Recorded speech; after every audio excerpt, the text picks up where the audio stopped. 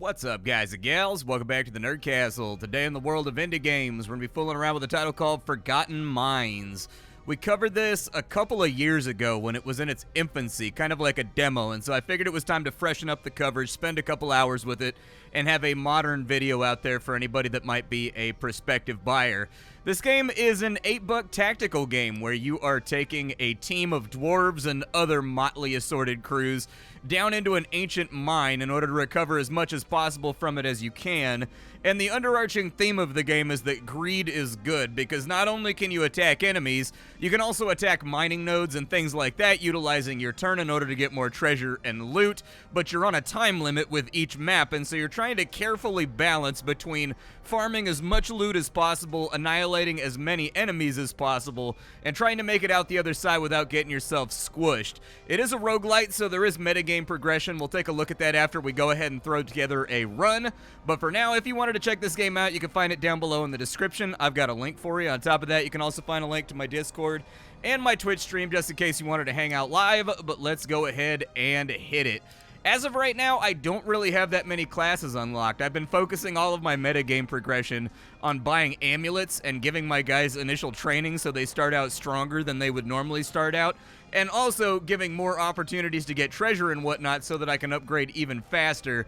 But there is a wide assortment of classes here. They all play differently, but the game maintains a simplicity. Like, everything in this game has like a move, an attack, a special move, and then as they level up, they might get like one or two more special moves. But all of these guys have different strengths, all these guys have different weaknesses. For right now, we're going to be taking the Knight, the White Mage, and the Champion down into the dungeon. So we've got two dwarves and an elf, which I'm sure will result in all kinds of ridiculous banter. But let's dive on into the dungeon and see what we can do here.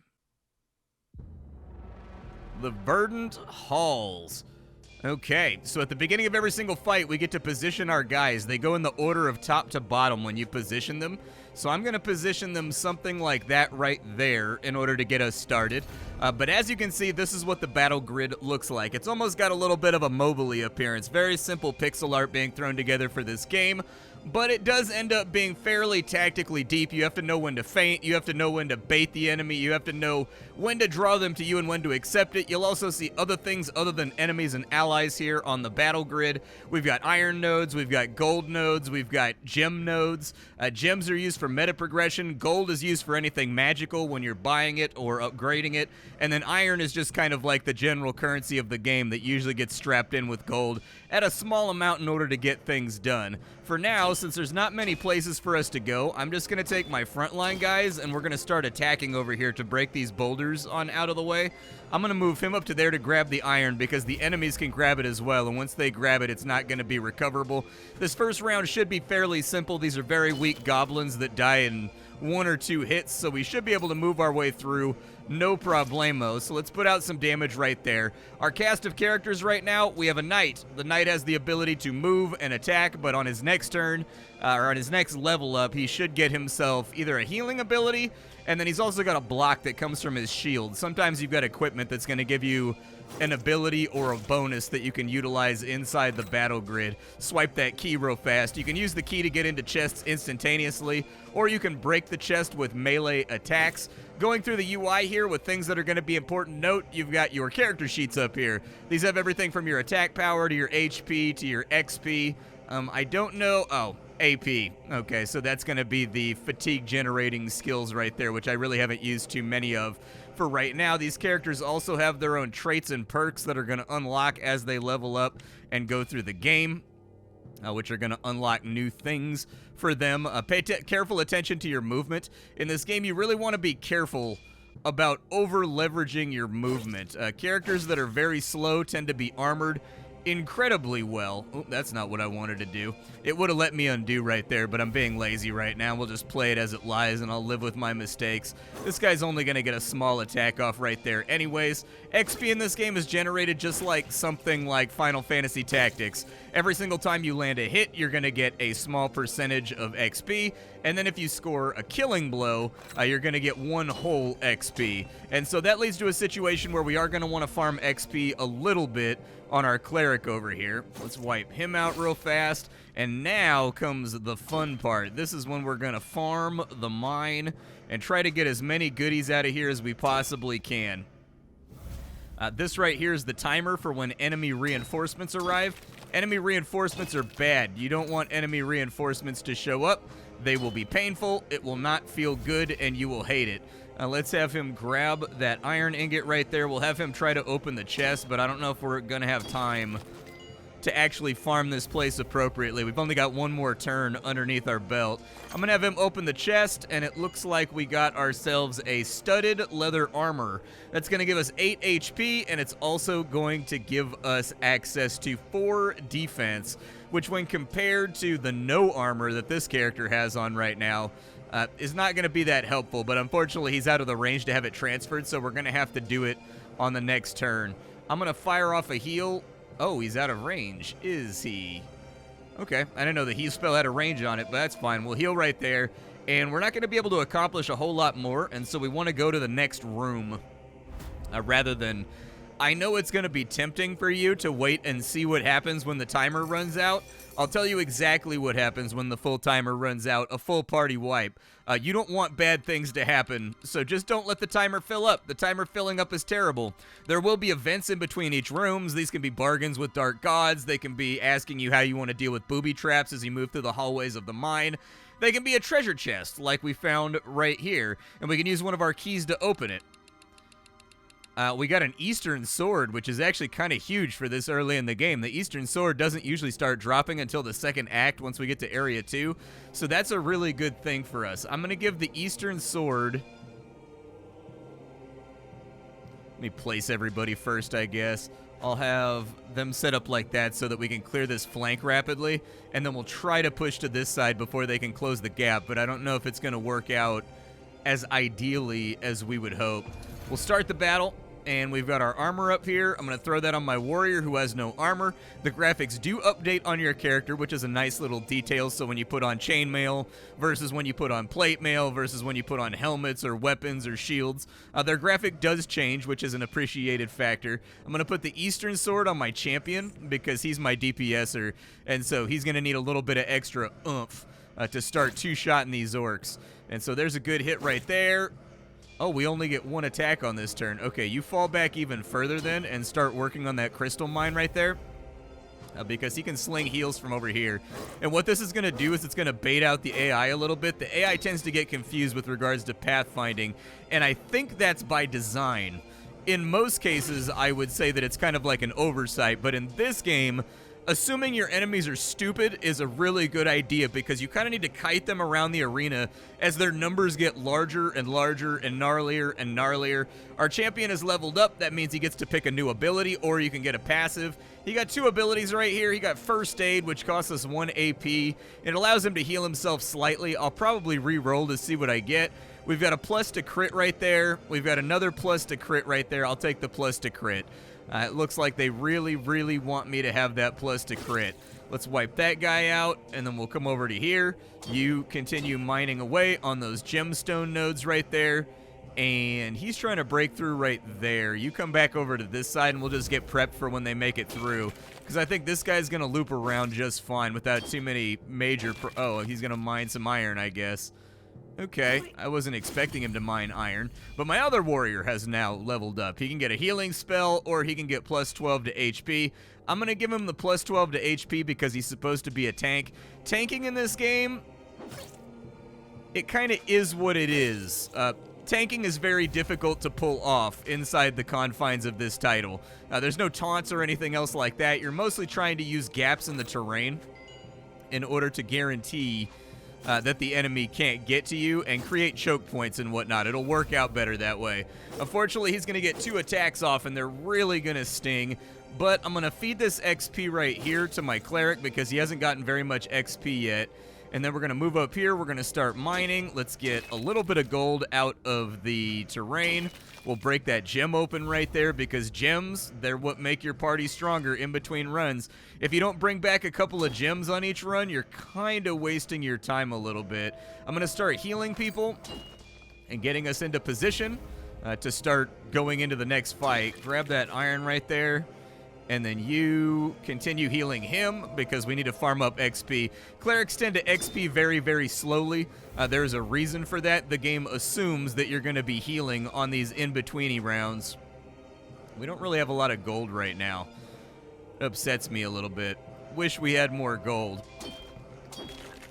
Unfortunately, I couldn't get to that last gem, so we're just going to have to go to the next room and accept that we got a couple of gems right there.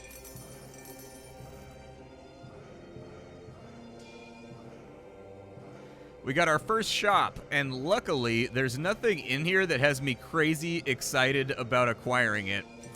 I'm not that excited about anything here, really. We do have the Purification Robe, which we can't afford. It'll give +5 healing power to our cleric, and then after that, it will also give him the ability to cleanse all debuffs and restore someone's HP.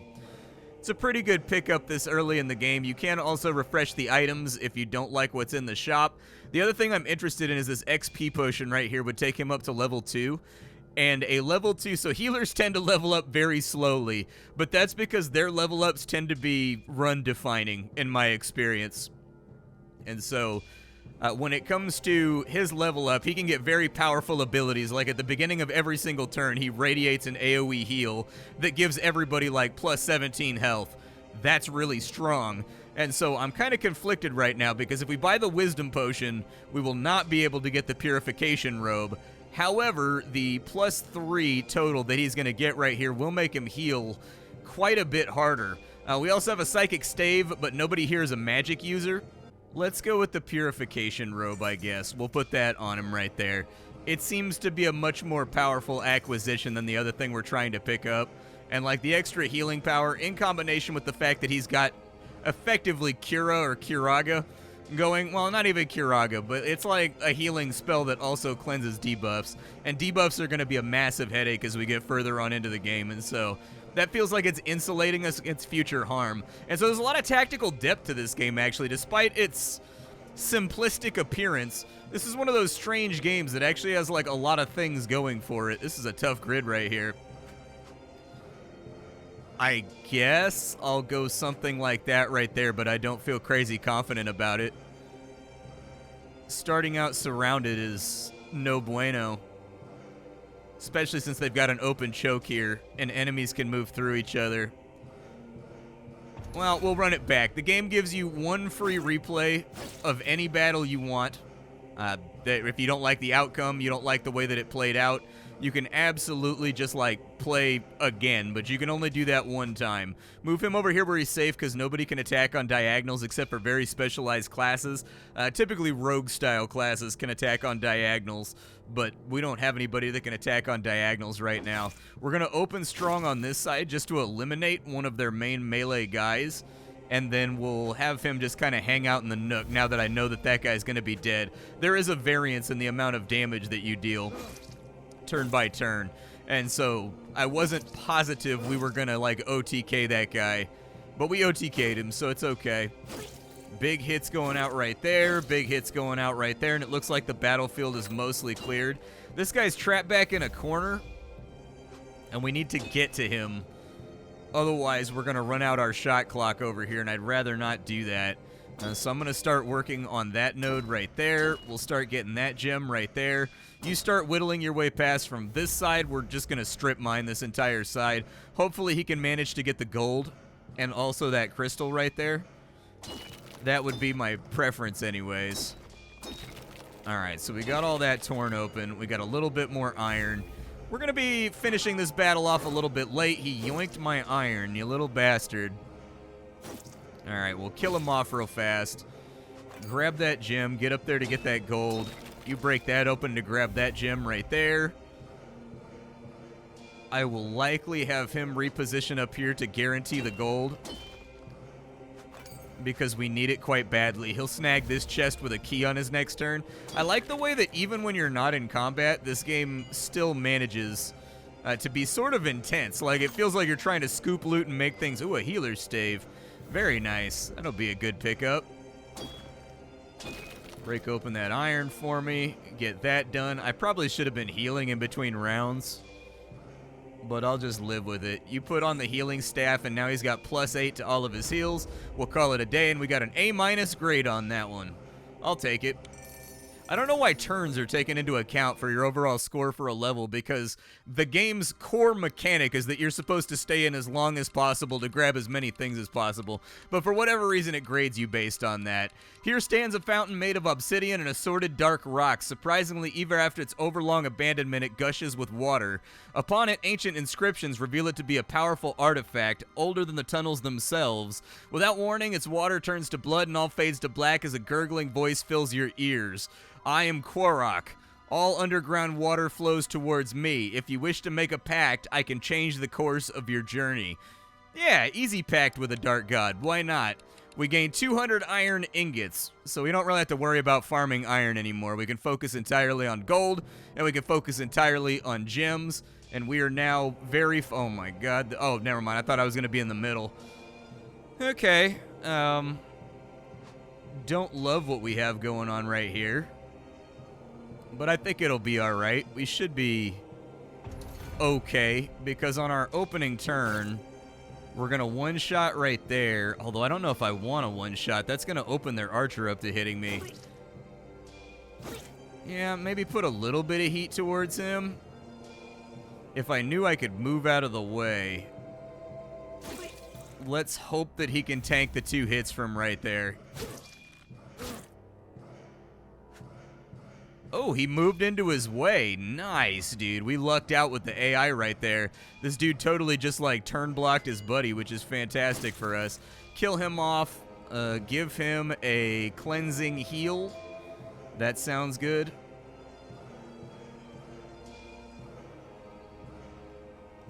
And since that got the flames off of him, you move up to there.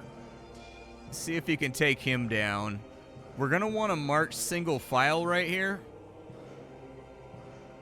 so that we can get all this gold on the left-hand side. We want to be careful about killing this archer, because after we kill him, we're going to need to close the gap very rapidly.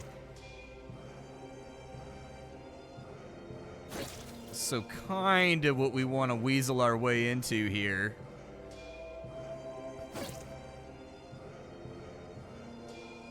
We don't want to eat an attack from there, because this guy lights you on fire and he hits really hard because he's got a magic bow. We do have a helmet available that I could technically throw on somebody. Let's destroy that staff, destroy that short bow, so that we have inventory spaces again. I'm conflicted about whether or not I want to pop the cork on this thing. The ideal move would be to have him smack this guy and kill him so that this guy can charge forward and get a hit off on him, but I don't know if that's the way that it's going to play out.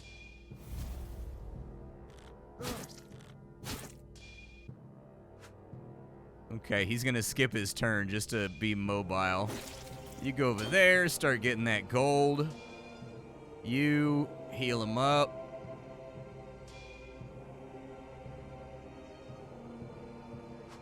Move to there. Give yourself a block. That'll negate his first attack.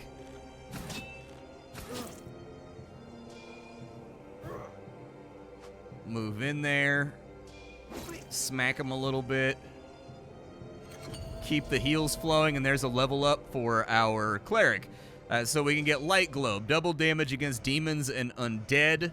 So it does 2d6 plus 10. That's a pretty gnarly amount of damage. Or we can tank Sanctity, which gives us that heal turn by turn. So anybody he's adjacent to gets a free heal. Tough call. I like both of these. I'm going to go with the safe option, I guess.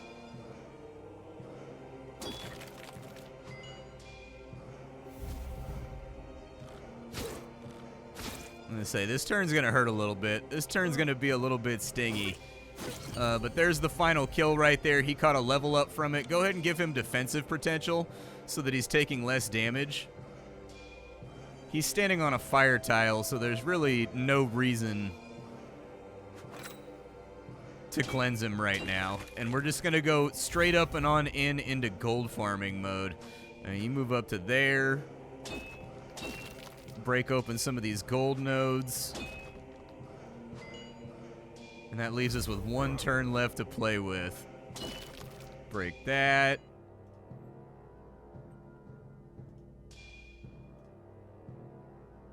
Oh, it only activates if they have it, so I can't use it as a light heal.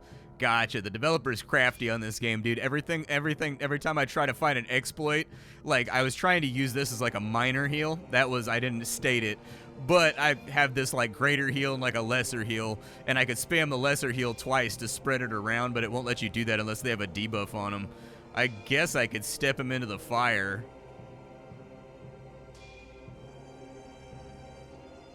Oh, for whatever reason, it doesn't like that either. Okay.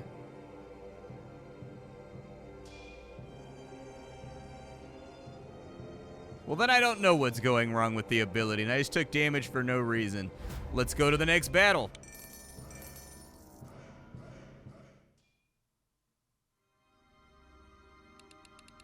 The team reaches a deep crevasse, and their only option is to traverse a natural rock formation connecting the gap. A noxious waft of rotting flesh emanates from the other side. After successfully crossing the hazardous bridge, they come across a critically wounded adventurer. He is barely conscious, breathing heavily, and cannot speak. Let's go ahead and heal him. Out of gratitude, he hands over his only valuable possession. A rogue's kit was obtained. Does that let me, like, lockpick and, like, open chests?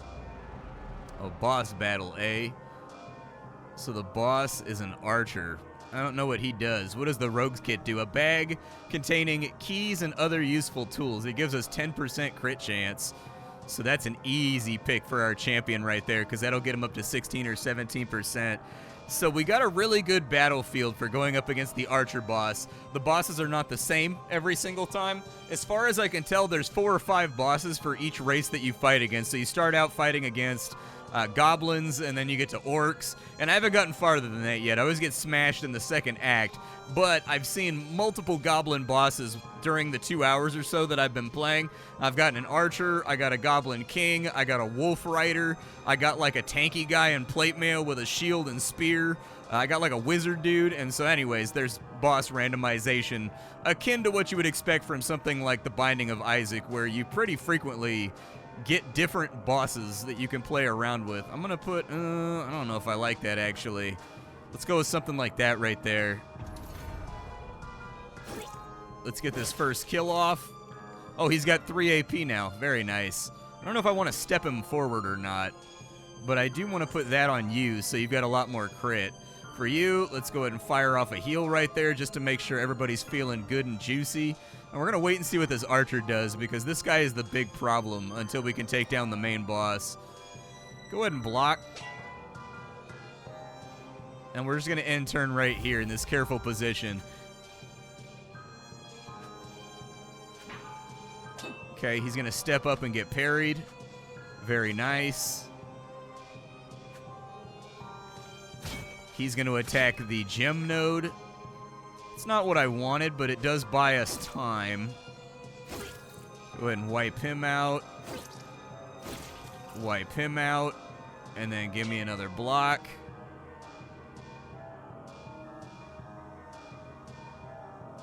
Get out of the way in case he breaks that boulder. I don't know if he's probably going to move over to here and take a shot. That's exactly what happened. He's going to step over to here and kill him, probably, would be my guess. Yep, I definitely overextended him too far. I shouldn't have did that. All right, you step back over here, and I'm going to give you a full heal this time around, and then we'll cleanse your debuff on the next turn. We're going to step back over to here. No, we're not. Oh, dude, I need to undo that. Oh, no. Pain, heartache by the number, troubles by the score. My cleric's about to get shot in the face repeatedly. He's not going to have a good afternoon. Yep, misplay right there. Now I just got to live with it.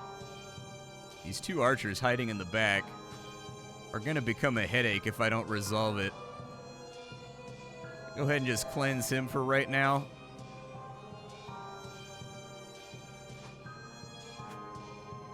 Maybe you move to there. And then you kind of like chill where you're at and wait for an ambush opportunity. Oh boy, all my cover is disappearing. Okay. So he hits really, really hard. Go ahead and get a heal off right there. If you can secure me a kill right there, that would be great. And then put yourself into block mode so that you soak the next attack. You move to there for an ambush maybe, but he's probably going to die if the enemy runs on him. So it kind of depends who they choose to attack here, because he's going to move first. We'll feel it out.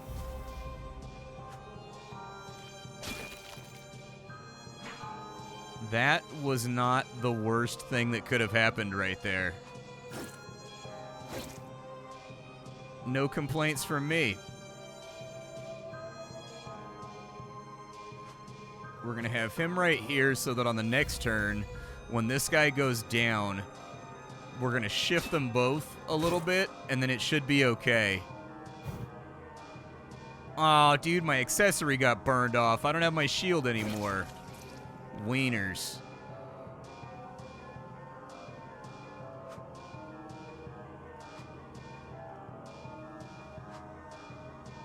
Cleanse him.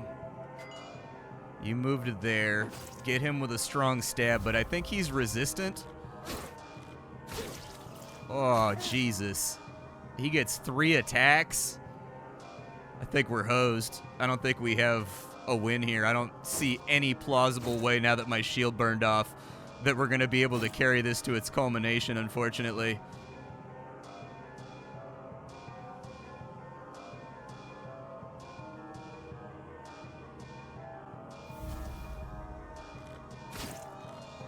Yeah, it's just too much damage. We kind of needed a map here, and since he won't close the gap, we needed a map where we could dance around a boulder with him.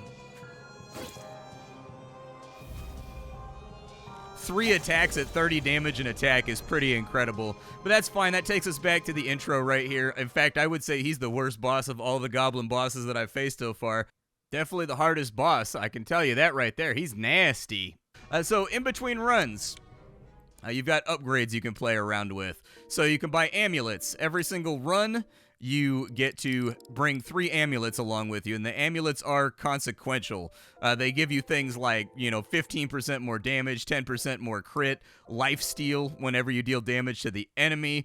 You've got a chance for your attacks to be turned into free turns.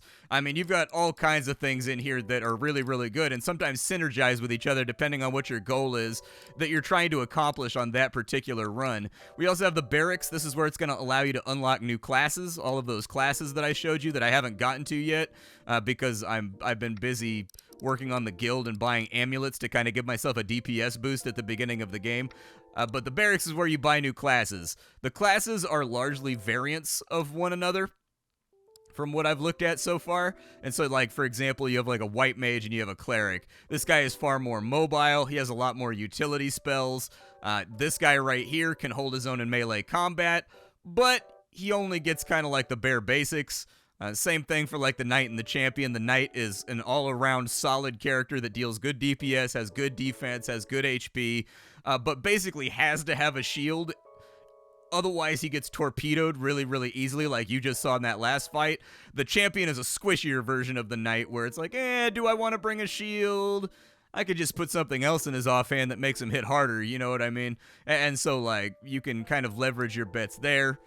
You've got the sniper and the hunter. The sniper is all about being able to shoot across the entire map and hit people from really far away, but he's incredibly squishy, but he's also very mobile. You've got the hunter. He's all about booby traps that are all over the battlefield where you can throw out like snares that'll catch the enemy up and keep them from moving. So lots of variances inside of here, and it's been fascinating reading the Steam forums for all the strategies that people have come up with and all the different combos, because with this many classes and a combination of 3 of them, although I wish you could bring 4 guys, I'll be honest with you. Being able to bring 4 guys would make the game a lot more exciting for me. But having the 3 guys, there's still a lot of permutations and combinations of classes to play around with, lots of replayability. This is the guild. The guild allows you to convert your gems into runes, or into like rune coins or something like that. And then you can spend your rune coins to increase the amount of XP that you get on different runs, to increase the amount of diamonds that'll show up on your runs, to increase certain damage types, because I didn't really talk about it, but every single enemy and ally in the game is weak against something. Some people it's slashing, some people it's bashing, some people it's piercing, some people it's frost. It kind of depends, but you can also gift coins to these guys over here to increase the amount of, like, you know, resources you get, or get free heals after every single arena, so on and so forth. And so this is a back-to-basics tactical brawler that heavily takes into account influences like Into the Breach, positional-based games, while at the same time giving you a lot of stuff to fiddle with at a very low price point. Just be forewarned that with the graphic set that it has, I know that it's all chibi and, like, adorable and whatnot. It's a pretty vicious game. Like, it's not a game that's for timid players. Like, you've really got to look around for the busted stuff that carries you through a run. Otherwise, you're going to get torched, just like I did. My name is Splattercat. I sift through the pile to find what's worthwhile in the world of indie games every single day so you don't have to. Today up on the chopping block, we were messing around with Forgotten Mines, which is a pretty fun little game at the price that it's at. Tomorrow we'll be messing around with something else. Thanks for hanging out, and that's all I got for you. Bye, folks.